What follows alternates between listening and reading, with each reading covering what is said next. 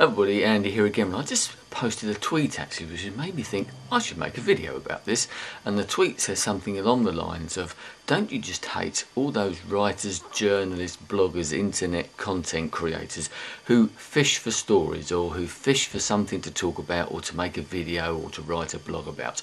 I've seen plenty of people do it on YouTube, bloggers, vloggers, whatever, content creators, as I said, on the internet. But this morning I actually noticed it from a national newspaper, one of those people that I follow on Twitter as well. And it might just been one of those sort of throwaway comments, but it's basically, I'm going to be sitting down to write my column for tomorrow's paper. What should I talk about? Now, I've seen local journalism do this type of thing as well, and they're out there trying to get stories, and it is the sort of crowdsourcing way of doing things now, where, you know, they cut back all these, especially newspapers and media organisations.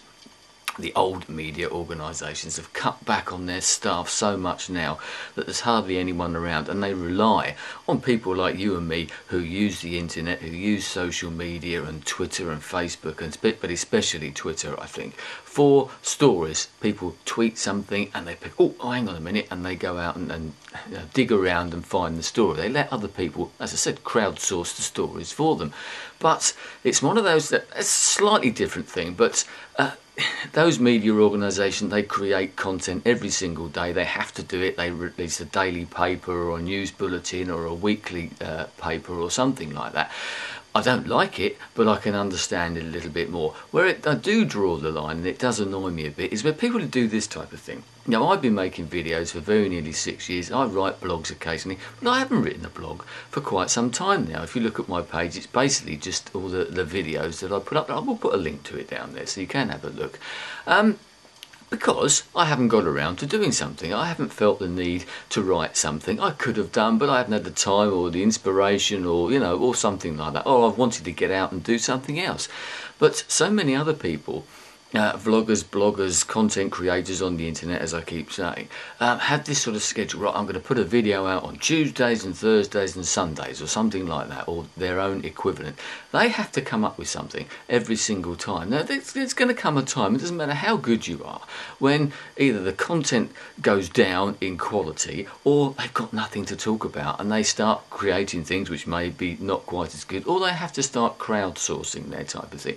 Now, years ago, a manager that I used to work with said something to me which I've used a lot, and I've relayed this to lots of other people, and it was a great bit of advice, I think. If you've got nothing to say, say nothing. Now, that can work in lots of different ways. What he was talking about, and I've used it myself, is in meetings. And you go into meetings, if you've ever been in that situation, and you're sitting around the table, and there's always some people who want to impress the sort of the top people at the table, don't they? Because there's always a mixture of, usually a mixture of different grades, or, you know, some people are higher up the pecking order than others. And there's always some people who want to try and impress by saying something. And I've never been that type of person myself. I'd rather just sit there, and when I do say something, people might actually, hopefully, take notice of it. It might be wrong, whatever, it might be a complete load of old rubbish, but at least I would have made what I think is a telling contribution, rather than spouting a load of rubbish and brown-nosing and doing all that type of thing, and saying things just for the sake of it, because they feel that because they're sitting in that room, they're sitting around that table, they're making internet content, that they need to be saying something, they need to be putting something out there.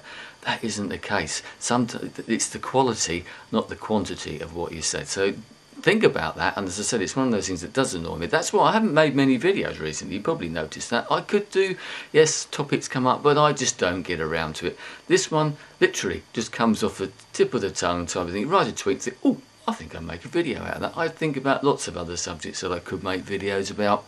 But I've never done it. I've never been a fan of those, particularly of those, you know, do a video a day for a week. I've tackled some of those for a bit of fun, but sometimes because I've had a backlog of topics, things like that. But the videos generally aren't as good as what I'd like them to be. You know, I suppose that's the nature of doing this anyway. But think about that. It's a good little bit of advice. If you've got nothing to say, say nothing. You can use it on the internet, you can use it in real life, you can use it anywhere you are. And I think people will probably respect you a lot more for it, because say something telling at the right time. Think about it, and then make your point. It's far more interesting, and people stand up and take far more notice if you don't say that too much, but when you do, it makes sense, rather than someone who talks a complete load of rubbish all the time. Anyway, I'll leave it there. Thanks for your time. I'll speak to you again soon.